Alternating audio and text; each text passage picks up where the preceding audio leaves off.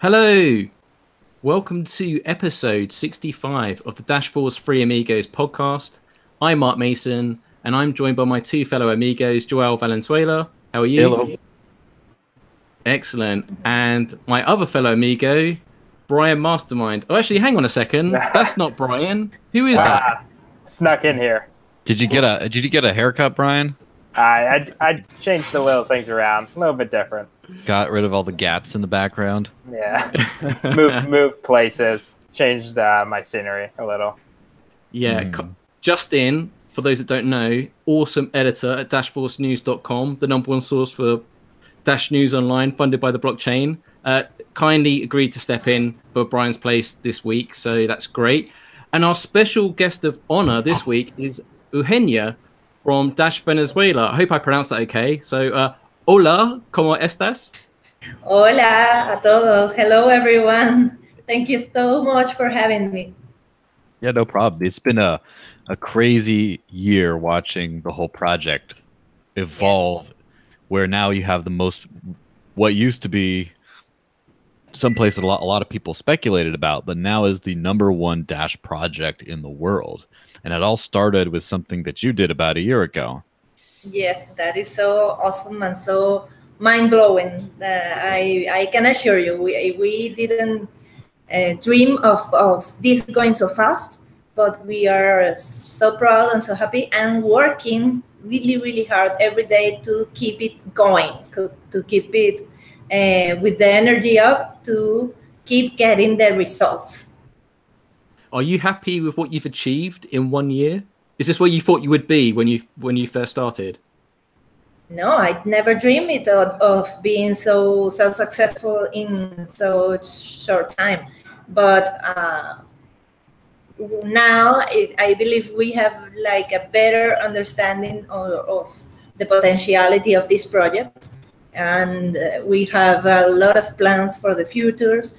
And we are so close to conclude our first project that was the 1 year long conference cycle. Next month we are going to hit that landmark, that goal, and we are so happy about that. And I know this is just the beginning for not only our team but all the efforts to make of Venezuela the first Dash nation, and we are really focused on different things and working a lot to make that happen. Excellent. So what's the latest on the conference front? I don't even know what number you're at now. Is it like 10, 11? I'm not even sure where you're at right now. You've done so many. Yes. As you may remember, last year we proposed a year-long conference cycle that is 12 monthly conferences in a year term. The first one was so successful that we first thought it was going to be for 80 people, and actually we had 140 people there in the first conference. We had to take the tables off the hall and get more chairs into the hall so people could get into the conference. And that is when we decided to make this conference even bigger, because we had like 400 people waiting on the list to participate on this first event. So since October, we have had the conferences, but bigger, for an average between 400 and 600 people per conference. Plus, in December, we added a new practical activity called Dash City.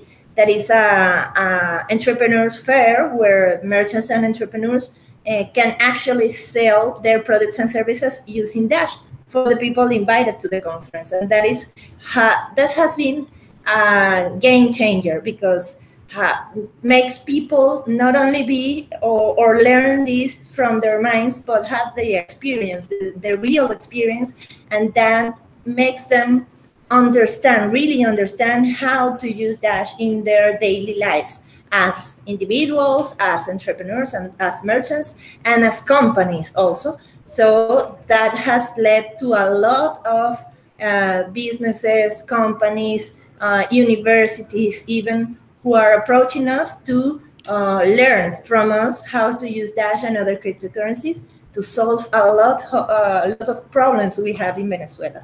So right now, last month we had our conference number 10. Next Saturday, not the 20th, but the 25th, we are going to have the conference number 11. And on September 29th, we are going to have the closure of the cycle with, I am happy to announce for the first time, guys, you have the first one here, yes, that Ernesto Contreras is going to be our conferencist for the 12th conference of cycle. He's going to close this cycle that we have achieved to make real. For the most part, with the direct finance from the treasury. The last couple of months have been really tricky because even though we had the votes, the budget was so slim that we had enough votes, but the budget was already spoken for. So we didn't get the funds from the treasury.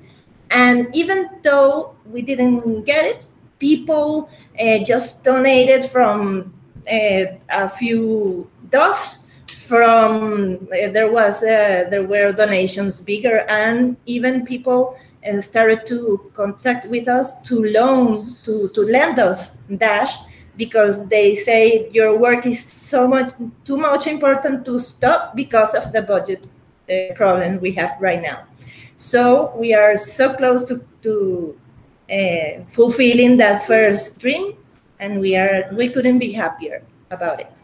Can people still donate to your cause? I think I saw you were up on dashdonates.org. Is that still the case?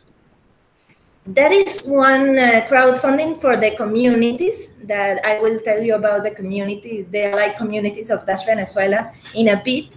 But if you want, I can give you right now the official wallet for donations for the 11th conference. Well, yeah, we can always you can always pass to us later on, and we can put it in the video description. Yes. Yes. I think that'd be a great idea. So, so let's talk about the funding and the troubles that you've had. So it sounds like the community have really stepped in to help you guys out because we really value what you're doing. But like one thing that's not clear is that we see all these amazing conferences that you put on. And I've seen the videos you've posted on YouTube, like the full length of events. I mean, I don't understand the language, but it looks fantastic. But you're doing it at such a professional standard. I'm just curious, do you actually communicate with the Dash core team about things that you're going to say or things that you're putting on, or even projects in the future? Okay, well, we have had contact with the core team from the very beginning. Actually, one of the second conferences was Fernando Gutierrez from Dash core team. He was the speaker for the second conference in, I believe it was in November. And he taught us about Dash and Dash evolution back then. And AIM has evolved. We have also been in communication with the new members of core team. We have had communications with Omar, and now we have, I believe it's weekly talks with Ernesto Contreras, who is in charge of business development for Latin America. And we do not consult them, if that is your question, about what we talk about in our conferences, but we are in communication, we collaborate in what we can.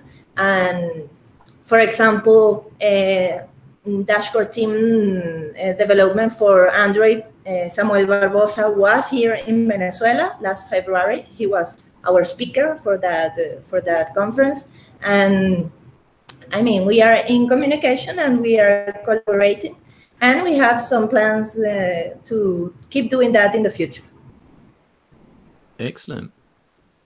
So what was the cryptocurrency scene like before these conferences? Were there a lot of people that were interested? So when you had a lot of people come to the first conference, was there already a group of people that liked cryptocurrencies that just decided to show up, or did you find new people that didn't really know about cryptocurrencies to attend? And how did you get that to work? I believe it was like this mix. Before last year, there had been few conferences and few public events about blockchain or cryptocurrencies in Venezuela. Actually, I could find only one public conference that had happened before ours. It was led by one company that does, I don't know how to say this in English, Price Cooper and Price Cooper's Waterhouse, Price Waterhouse Coopers. Yes. I forget the exact name. They have an office in Venezuela, and they had organized one or two conferences. We have made friends with them afterwards, and they told us they were like 100 people, most 80 people, around that number in their conferences. But before last year, Venezuelans who knew about crypto was because they were mining or trading.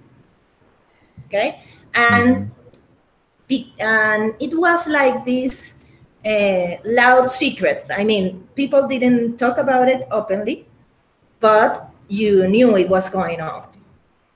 What I mean is, people maybe in their homes will have miners, but they didn't talk about it in public spaces because they were afraid the police were going to come to their houses and make trouble for them. Okay, so there was this kind of fear environment about the cryptocurrency theme. Actually, when I started promoting or when we started talking about making these conferences, people actually called me and told me, "Aren't you afraid? Aren't you worried that they are going to put you in jail?" And I actually didn't have that fear, because I was clear that our mission was to teach, was to talk about these themes in the open, and we weren't doing nothing wrong, and we shouldn't be afraid. And so far, so good. We haven't had any trouble with police or justice or any of that. So before last year, people didn't really speak crypto openly. Now everyone is talking about cryptocurrency. There are a lot of other groups, other companies who are making workshops and conferences, and they are talking. They also invite us to participate most of the time. Universities that are teaching now in their campuses about crypto, about blockchain, and they have invited us to participate in those classes. And it has been really, really exciting this year for us, because I think we have been part of this awakening for Venezuela in the crypto subject, in the crypto knowledge. Interesting. How have people considered the price fluctuations? I know that for the most part since September, there's been more up than down, but this year there has been a whole lot of down. And yes, I understand that, of course, the Bolivar is also going down, but does it sometimes scare some people when they say, "Oh no, we have the same thing. It's the same thing that's happening to our regular currency"? No, the people know that is different. They can discern between inflation and volatility of a market. They know it's not the same. And what we have had to incorporate in our capacitations, in our trainings, is if you have access to crypto, how can you protect yourself from the market fluctuation. I mean, for example, can you study about technical analysis of trading to know how the market is moving and how to apply that knowledge to protect your crypto or even making profit? That is the kind of things we are discussing now with the people who come to our trainings. Not only how to download your wallet, we go further, we go more deep, because people are asking us for this knowledge. They want to know, for example, what to do with their crypto, if, or for example, when to buy and when to hold. That is some example of the things that people, entrepreneurs, companies want to know. Not only how to accept it as payment, but then how to move in this crypto world, in the market of crypto, and survive. So yes, it has been a rough time, a rough year for all cryptos, and we have learned to how to protect ourselves from a bear market. It is called, isn't it? Mm-hmm. Yes. Yeah. Yes. Justin, And have you got any thoughts, Justin? You must have, because Yeah. like for those who don't know, Justin's an economics whiz kid. So with the petro and everything going on in Venezuela, I'm sure you got a million questions going on in your He's a head. very opinionated person too. And he loves his statistics as well. oh yeah, love statistics. But no, yeah, I remember reading stories like even just years ago how people in Venezuela would go after, or they would go into black markets to buy dollars illegally and at different exchange rates than the official exchange rates. Like, Yes. how do you see that comparing to now and in the past, but also to Dash and cryptocurrencies? Like, are there more people seeking out Dash and cryptocurrencies than illegal dollars, or not? Like, just talk about that a little bit. We present it as a legal alternative for protecting your money, for being able to connect to the world's economy again, because of the exchange control in Venezuela, we cannot freely buy stuff overseas or out of our borders.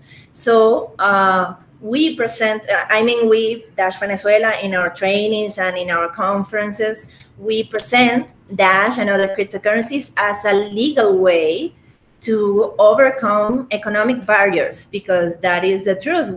Crypto in Venezuela are legal. There has been breakthroughs in regulatory subjects about crypto. So it is completely legal, for example, for a company to take their bolívares and buy Dash, and with that Dash make the movement they want to do, and that it's completely legal. So it is an alternative that makes a lot of sense for us for a lot of reasons, and we can relate to it because we need it. We Venezuelans, as individuals, as merchants, and as companies, need solutions to our economic barriers that today are making our lives so difficult. Let me give you an example. For example, a Venezuelan who lives in Venezuela may have, for example, a graphic designer. He could work in one of these platforms that are for freelancers and take assignments in these platforms and get paid with dollars with PayPal. That is normal in every part of the world. But for a Venezuelan to open a valid PayPal account, it is not so easy, because we have been in a control exchange control for so long, for so many years, that the majority of the people that lives in Venezuela do not have a bank account in dollars, or don't have a credit card, a valid credit card in other currency that is not bolívares. So we cannot have PayPal, so we cannot participate of that economy either. So crypto are a way to overcome all of those barriers, and we teach people about this. I strongly believe that the educating work that we are taking and we are doing every day, every week, every month is really, really important, because we are making people, entrepreneurs, merchants, and companies understand how to use these tools, the cryptocurrency, Dash, and other cryptos, to overcome problems, real problems that they can solve like this if they learn how to do it. And that is why our educating labor is so important. Excellent. Well, we've already had, you're very popular. We've got quite a few questions coming in the live chat. So I'll just go from the top. So Eugenia, they say, how many Dash purchases does Eugenia make per week, purchasing things with Dash at local merchants? So are you using Dash every day? Are you supporting local merchants? Are you buying your food in Dash? What's the ratio? Is it 50-50 or are you like 100% Dash? I try to be 100% Dash. My main income is in Dash, so I only trade to Bolivares when I must, when I cannot find another way to solve, and that is with time that has been the less often, because the more merchants we can get to accept Dash, the more of my personal and my family's needs are fulfilled. So, for example, if I want to buy my lunch, actually I have lunch every day and I pay with Dash. If I am in the office and if I have to meet with some, for example, with some journalist or some business owner or some company owner, I invite them to places where we can pay with Dash. I live practically 100% in Dash. There are some things that maybe we haven't figured out how to pay with Dash, and we have to use Bolivares, but there are less and less with the time. Yeah, so for once, it's like half the people on this podcast. Instead of usually I'm the odd one out. Now I have company. Yes. For example, what I cannot pay with Dash for now are parking lots or gas or I don't know what else. I think that is the most.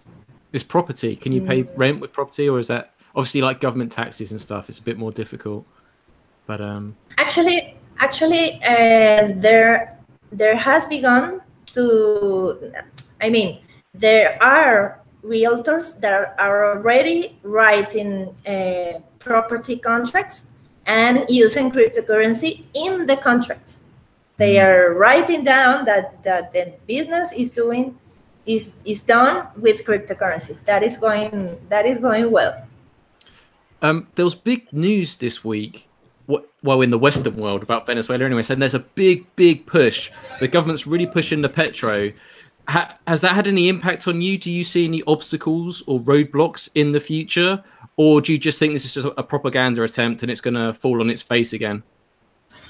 Well, earlier today, I was speaking to a German journalist that has come to Venezuela to see with her own eyes what is going on here. She asked me the same question. And I was telling her that we have to wait and see. With this government, they make a lot of announcements and not all of them come true. So we have to wait and we have to see what they are talking about is going to be really happening. What I mean is sometimes they do announcements, even economic announcements, and they don't come to a real action. So we have to wait. What is really going to happen this weekend, on Monday, for to be more exact, our currency is losing 5 zeros. So we have, for example, we have 100,000 bolivares is going to become 1 bolivar. Okay? Oh. That is going on Monday. And this weekend is for banks to prepare to do that. Actually, there has been a lot of businesses that had to go out of business because it was more expensive to change their complete administration system than to close down. So there are companies that are closing down because they could not afford to make this adjustment. And for example, gasoline cost 1 bolivar a liter. So there is of today, and that currency is not going to exist from Monday on, and that is really complicated. These are a couple of very complicated days for Venezuelans. We will see how it will go. The government is talking about linking the Bolivar Soberano, the new currency, with Petro, but the reality of that is that we haven't seen one wallet of Petro. We haven't seen this crypto active working for real. So we don't know for real how it's going to work. We have to wait and see how is it going to work.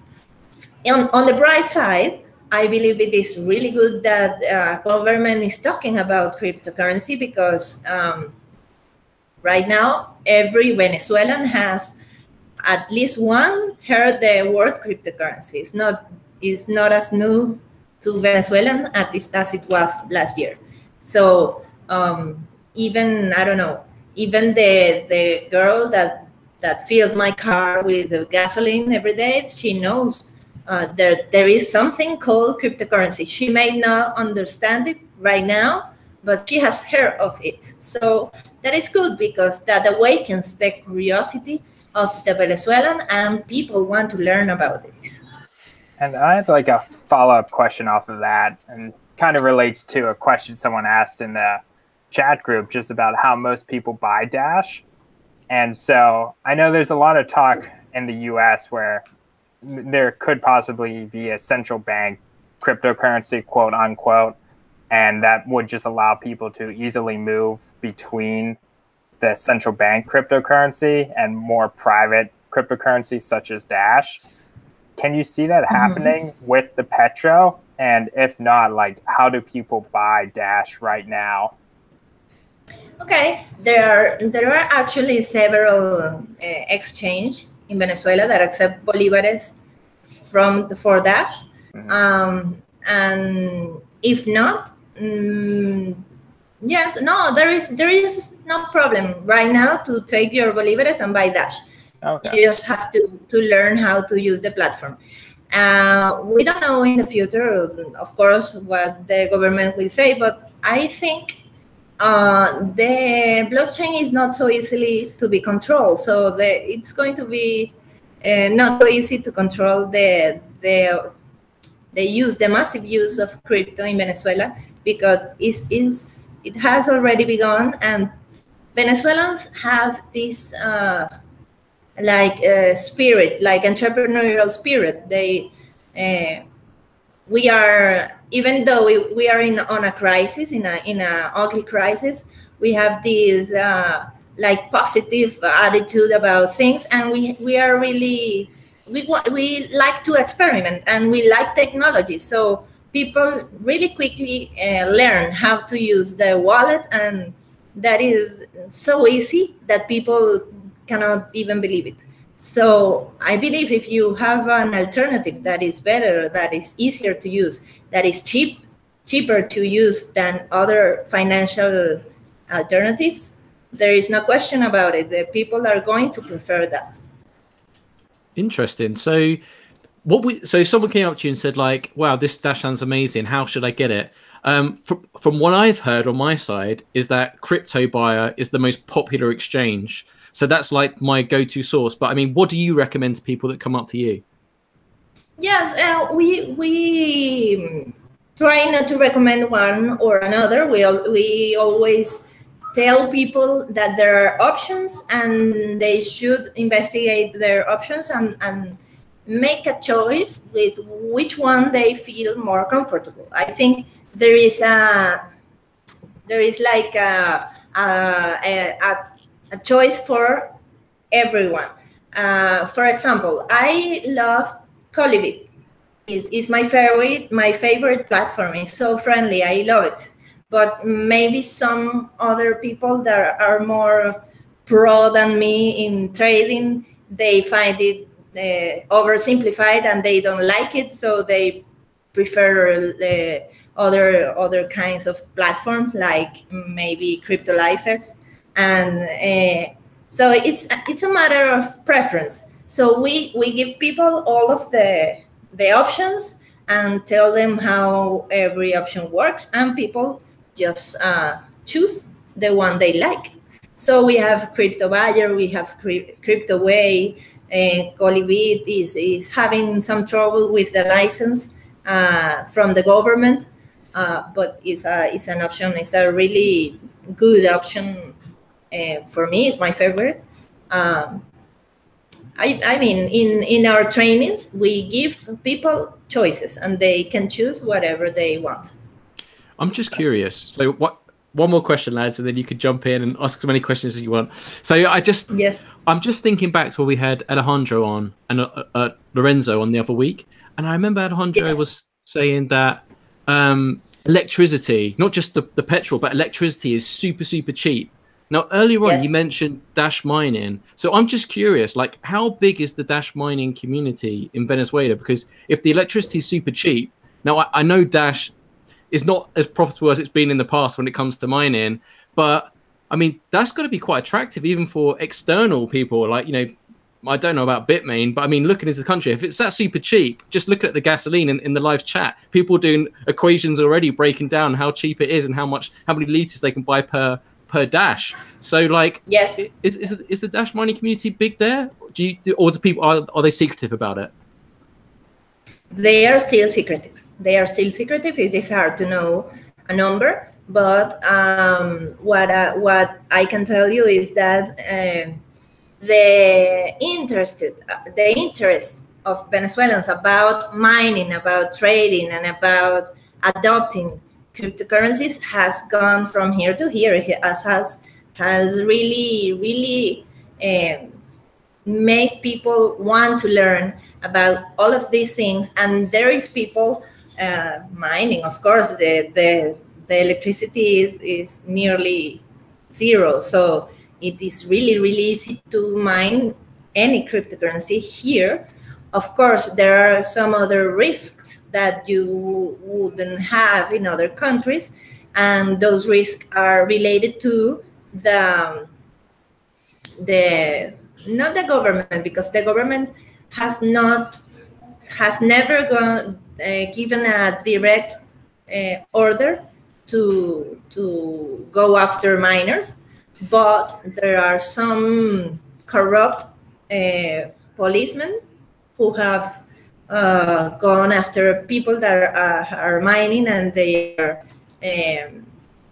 how do you say that, like stealing stealing from them the machines, or asking for money in order to not steal their machines. So it has been difficult for miners in that way, but it is very profitable to mine here in Venezuela because electricity is so cheap. Great. Okay, guys, go for it. I had one question. Going back off of the group chat and relating to the thing I was talking about earlier about the dollars and illegal dollars relating to Dash usage. Someone asked about how if dollars do get legalized in the country anytime in the future, how do you see that affecting Dash? And can you see Dash getting to the point when it's just so widely used in the country, people just adopt that as their de facto default, basically, instead of wanting to go back to using dollars? I believe that, first of all, I don't think the government is going to make a free market of currencies anytime soon. I know there has been some announcements that have make it more flexible, but again, there are announcements and they have not become actions so far. And as long as they have some control, there is always going to be a black market. For example, right now there are 2 or 3 houses in Venezuela that are linked, one with Western Union and one with MoneyGram, and they are using that for official remittances. Yes, and the exchange rates in official exchange rates in those houses are higher than the other rates, the other official rates. But the effect that has have on the market is that the black market goes up again. For example, 2 weeks ago, $1 was worth 3.6 million bolivares, $1. And today, $1 is worth near 6 million bolivares. That has gone so fast up because the rate in those official houses has gone up. So as long as the government tries to control the market, there is going to be a black market. So the government is not going to liberate that currency market anytime soon. They are trying to make it more flexible, but it's not so easy. It's not so easy. So even though they liberate it tomorrow, making transfers with fiat is more expensive and takes more time than doing it with Dash. So even though our Venezuelan crisis is perfect for doing it really quickly because we need something ASAP to solve our economic problems, it is still so much better to use crypto, to use Dash, because if you want to make an international transference, the bank is going to charge you dollars maybe, and it's going to be 3 days or more from the moment you make the transaction to the moment the other person gets the money. And with Dash, there is no comparison. It is so much easier, so much cheaper, and to win the market, even though the crisis in Venezuela gets better or not. Would you say like the Venezuelan government hates like the US dollar and other like government fiats more than the cryptocurrency market, and that's why they've kind of just let Dash and cryptocurrencies be as they are and just like actually institute like favorable laws towards cryptocurrencies? It's a way to save their honor, I believe. Okay. Yes. So do you think there's any kind of a risk that Dash becomes too successful in the country, that everyone is using only Dash and they use nothing else, and the government does not like that and they do something about it? Maybe they can feel that way, but what they can really do about it? It's my question. It's not so easy to control crypto and blockchain. So I believe maybe they don't feel comfortable with Dash being the most used cryptocurrency in Venezuela, but I don't believe there is so much they can do about it. What about other traction from other cryptocurrencies? In terms of rivalry and competition and other groups doing outreach, is it just Dash, or is there anyone else, or is it just all to play for? Okay. Before we started our conferences, when people talked about crypto, they thought of Bitcoin. Yes? Mm-hmm. Now that we have made this work of not only the conference, but also the press and the media presence, the, well, numbers and numbers of interviews that I have been, me and my team, in national and international media, all of the work that we have done of marketing and PR. When people think about crypto, they think of three options. They think of Bitcoin, second of all, Dash, maybe, and Petro, because of the government is talking about Petro. These are the three crypto people know. I mean the common people, okay? Of course, people who are more into cryptocurrency know about other cryptos, but even these more versed circles in our country have said to me that Dash is the most popular cryptocurrency in Venezuela, and that is because of the work we have done with the conference and with the media presence. So a couple of months ago, there has been some talking about Bitcoin Cash doing some promoting here in Venezuela, and there has also been talking about Smart Cash also, but it has been more rumors than actions. We had not seen so much movement. Besides that, I don't think there is other crypto that has become famous in our country.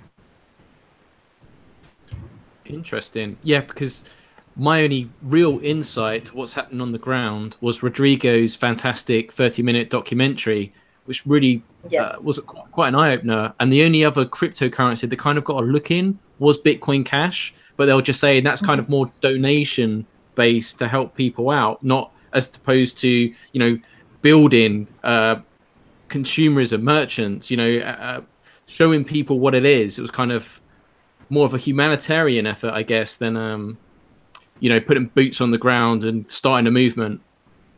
Yes, that is correct. That is what I've heard. Yes. Interesting. So I think it is, like I said before, it is a really exciting moment. We have created a momentum. We have, with our conference cycle and all the work we have done, we have not only created one team, but we have inspired a lot of teams in Venezuela. We have more than 20 communities in Venezuela in different cities that are working to explain to people what is blockchain, what is cryptocurrency, what is Dash, and how they can use Dash in their real lives now.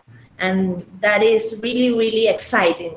We have also inspired other kinds of projects that actually began with us working in our programs. They have been entrepreneurs of our programs. They have participated in our Dash cities, and now they have like grown and they have their own projects, such as the guys from Dash Merchant and Dash Help and even Dash youth are making amazing things, and that is all because of the momentum we have created. Projects like, for example, agrocognitive, that is mind-blowing, that is a real like science fiction thing to me, and Javier, who is the leader of agrocognitive, was inspired to do it because he was in one of our conferences, and that is really, really fulfilling for all of us, no? And to know that we have not only made a direct, like, se me fue la palabra en inglés, like our commitment to the community, but we have also inspired other people, other leaders, other groups to do the same, and in a collaborative environment and spirit, we want to continue to do that, because we really think that Venezuela needs this change, this opportunity, this alternative, and all of the results, the number results we have right now couldn't have been possible if we hadn't worked all together. And I believe that is something that we need to strengthen even more. For example, we have right now over 800 merchants in Venezuela that accept Dash, and that is possible thanks to the work of all of this ecosystem. And some of these merchants are giving us some amazing numbers, some amazing results.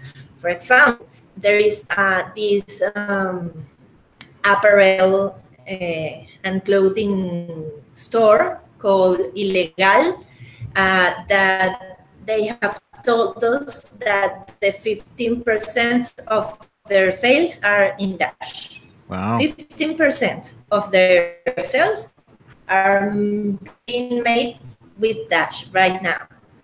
That is awesome. That is really awesome. Is that 15 and there or 50? Is another merchant that is called Credimport. They sell home appliances. 15.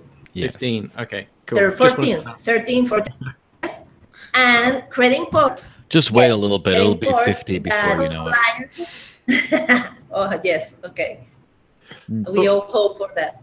Credimport is another merchant. They sell home appliances like refrigerators, washing machines, kitchens, and they are about 25 of their sales are made in Dash.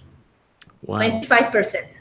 Okay, so big question. So I feel Yes. like you were one of the key people to really actually kickstart this movement in Venezuela. And now there's like 22 different groups, from help centers to merchant outreach to education to Venezuela youth, all sorts. So you've managed to accomplish so much in 1 year. Yes. Where do you see Dash Venezuela in 1 year in the future from now? I dream about overcoming the 15% of the people that we need to teach about Dash to not longer be early adopters, but to be massive adopters. I mean, in marketing, you have that figure. You have to, for one population, you have to overcome 15% of that population so it continues to roll on their own. So we need to get 15% of the Venezuelans to do that. That is a number that is really ambitious, but I believe we need to get that going, because until then, we cannot stop. We have to go with the same strength, because if not, the interest is going to go like this. We have to keep going until we reach the 15% of Venezuelan population. And I believe, I truly believe in working in collaboration, in alliances. So, and I think that is also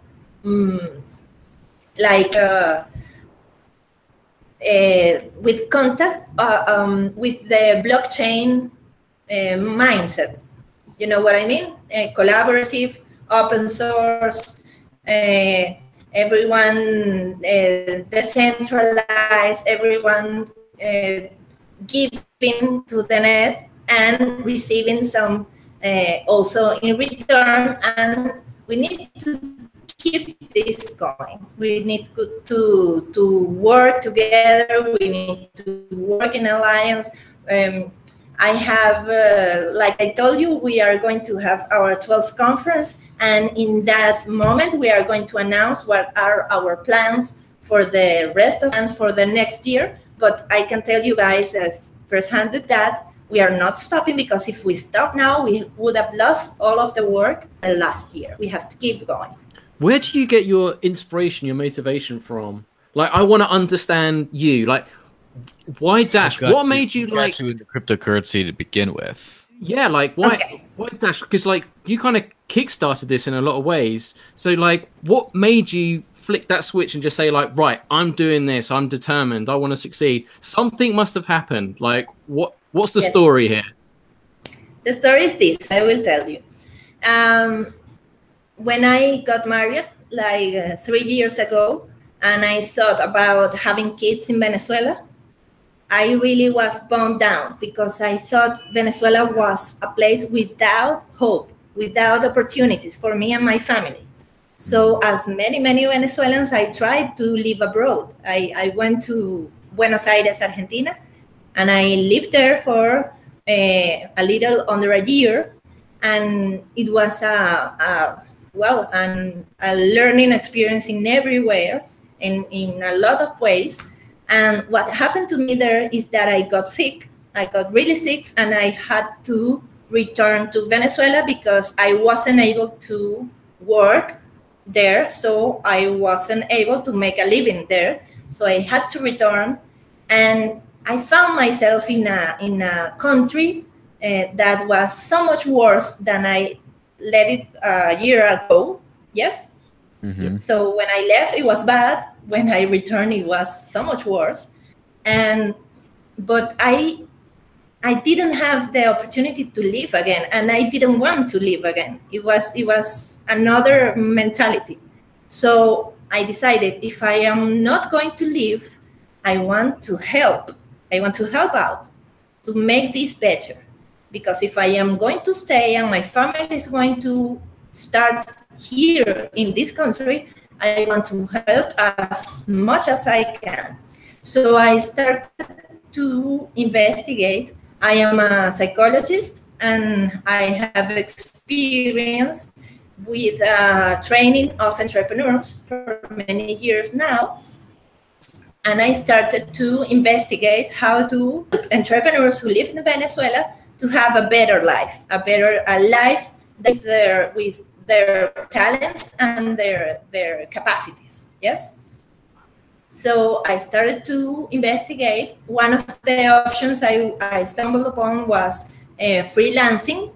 But as I told you before, if you are Venezuelan, it's not so to have a bank account abroad, and it's not so easy for you to have PayPal, so to be paid in other thing that is not bolivares.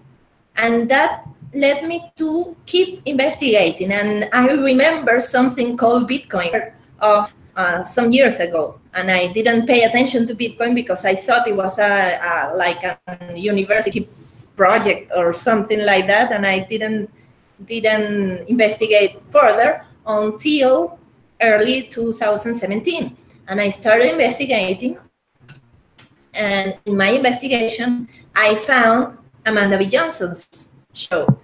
I found the Daily Decrypt, and I became a junkie of the Daily Decrypt. I watched all of their episodes.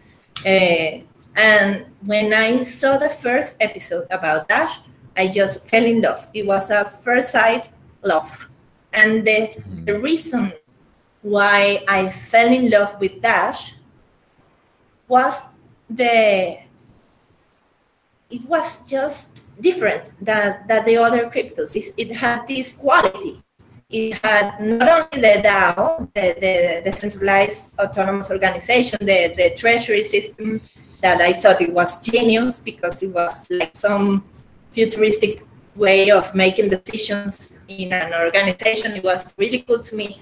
And it had like this human quality. When I started to interact with the community, and I found characters like Tao, Satoshi, like you guys, like even Rodrigo, like these people who were working and were enjoying themselves so much doing it, and I really fell in love. And that is why with my wanted to help Venezuelan entrepreneurs, and with my experience, I thought of the project of the cycle of conferences.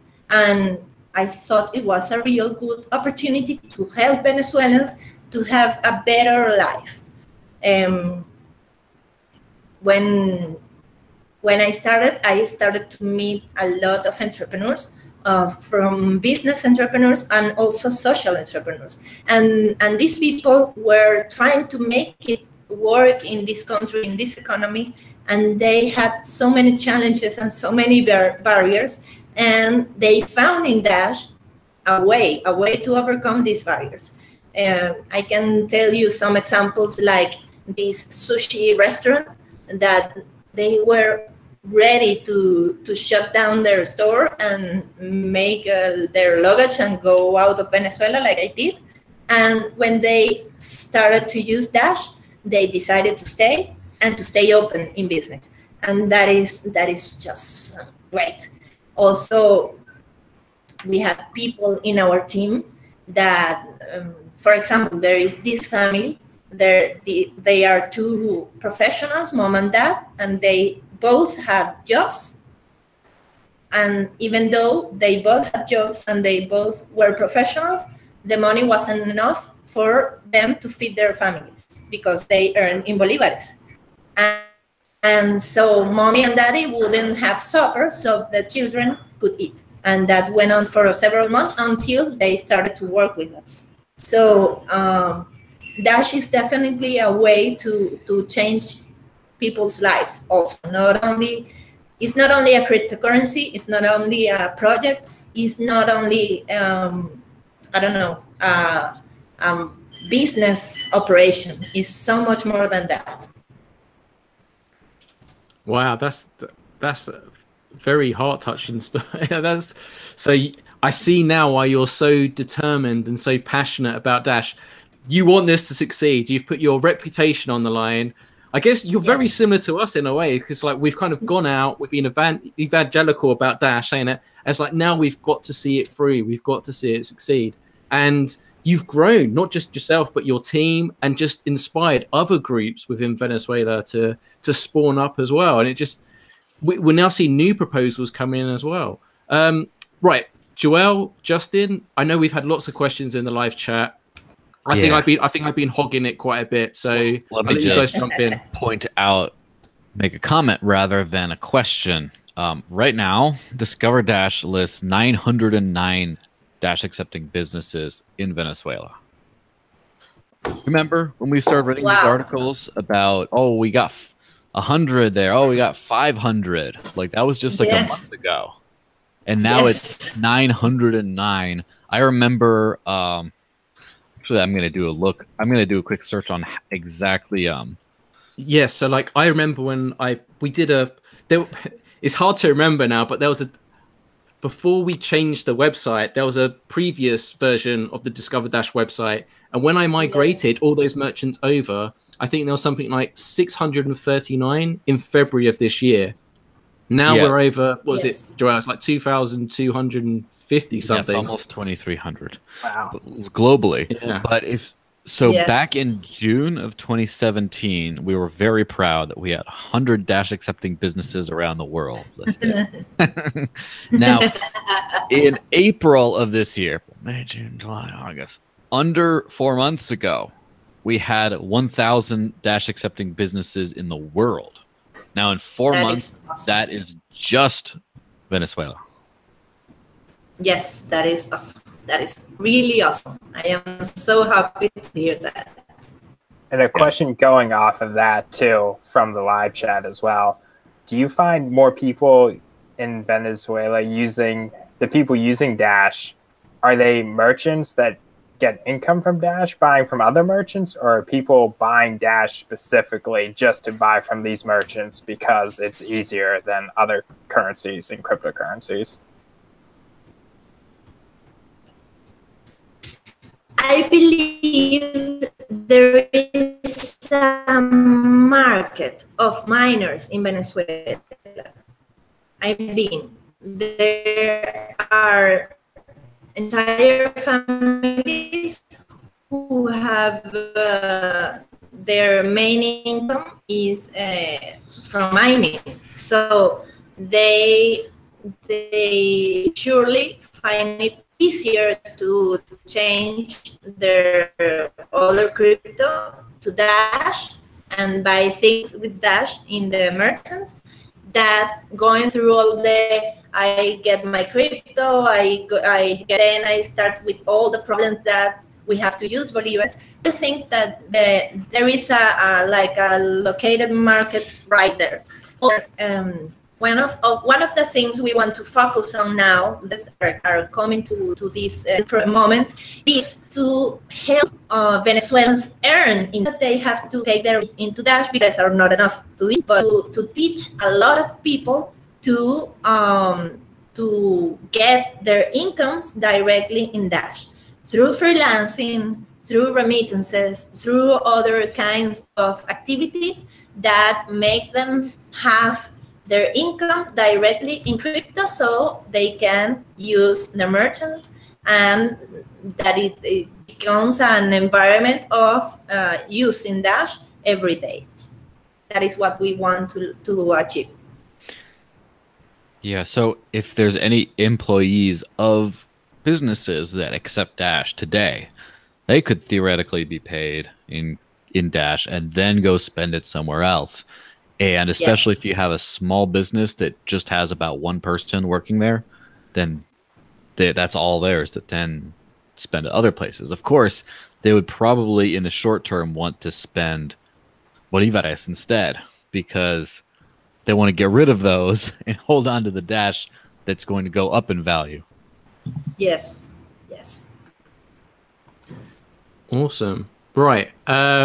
So we've been going for 1 hour now. I still think we've got some questions to go. Are you still okay to go, Eugenia? Yes, I am okay.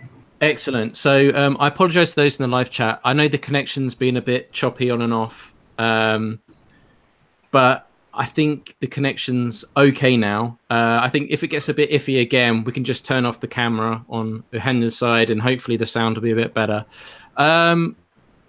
Right. So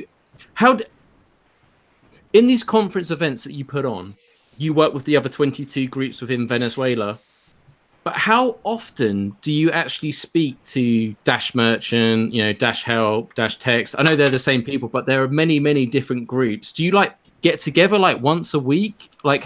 How do you communicate? How do you stay organized? How do you not step on each other's toes? We have Telegram groups where we can communicate every day, and we sometimes organize meetings.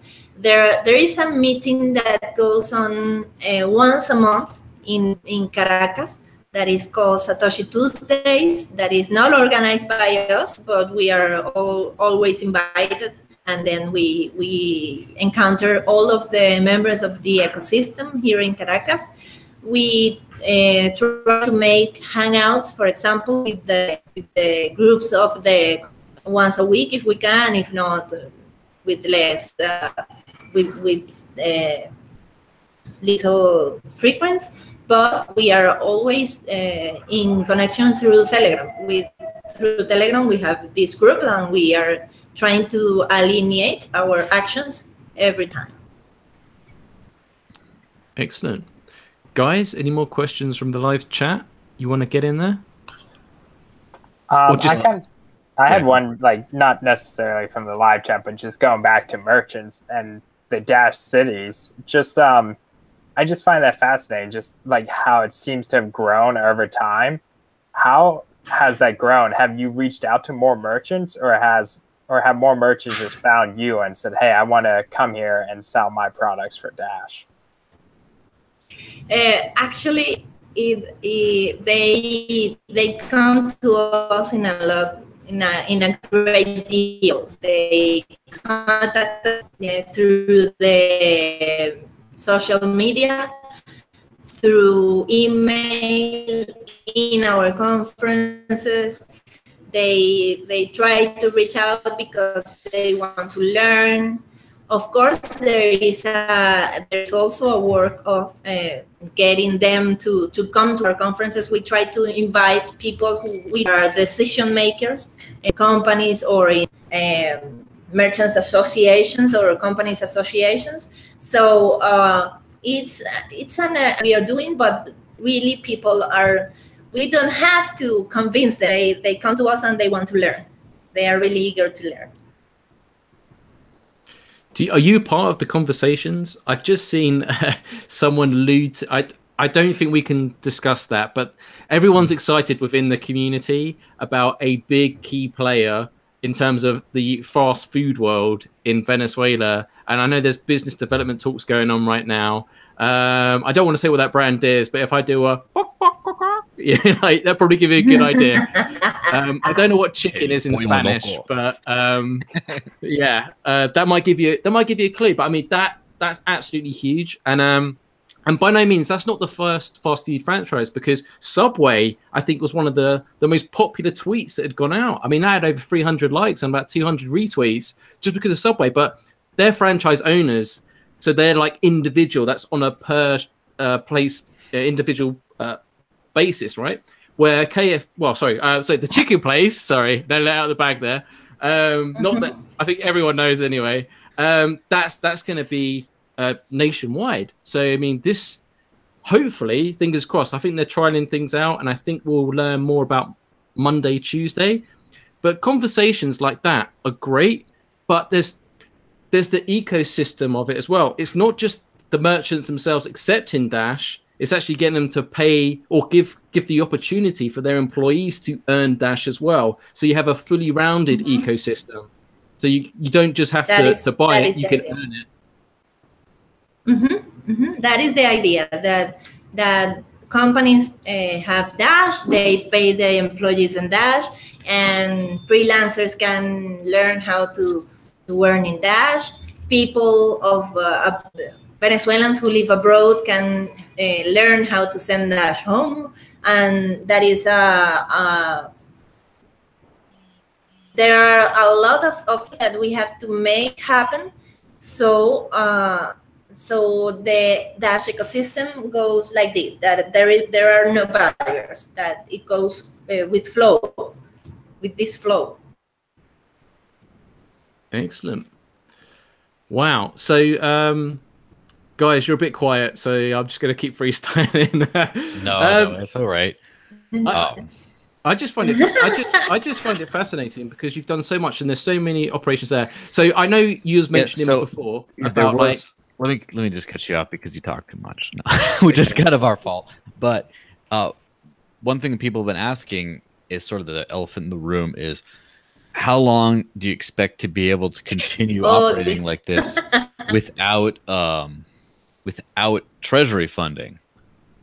Is in what if the treasury never gets big enough to be able to support proposals anymore? Do you think you can keep this going?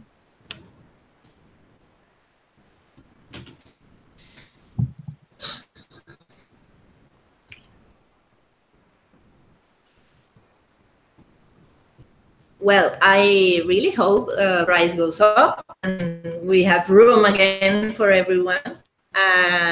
If not, I know people are willing to support us, and we have seen proof of that because of the generous crowdfunding and the generous loans that we have received. And also, we are developing products and services that we can give to them. They sustainable, not work, sustainable. So we do not 100% of treasury forever. If it is important to keep supporting our momentum, something that I cannot stress enough. We can go right now because we will lose the work we have done in a year if we turn down the volume right now.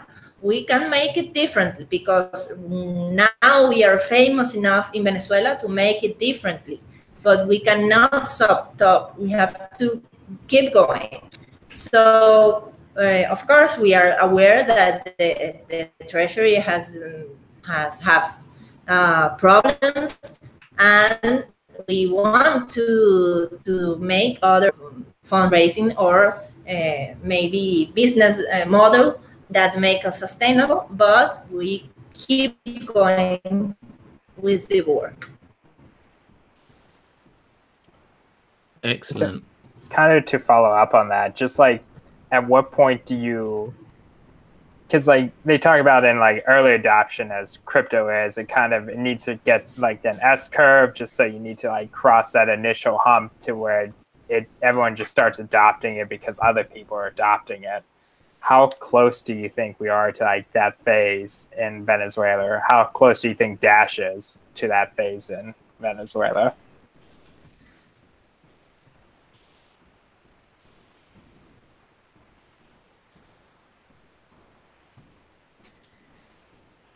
I think that if we continue to grow exponentially, as we have done, we are closer than we can dream of. Ayúdame, ¿cuánta es la población de Venezuela? 30 millones. ¿Cuánto es el 15% de eso? In Venezuela, we are 30 million people. Mm-hmm. So if we reach 4.5 million people, we are over it. So far, we have Caracas only. We have have more than 5,000 people come to our conferences only. More people have come to. We have over 11,000 people in our database that get our information in their mailing. Their mail trays every week. We have participated in a number of interviews in national TV, in national radio shows. We appear on the newspapers. We are making a lot of noise.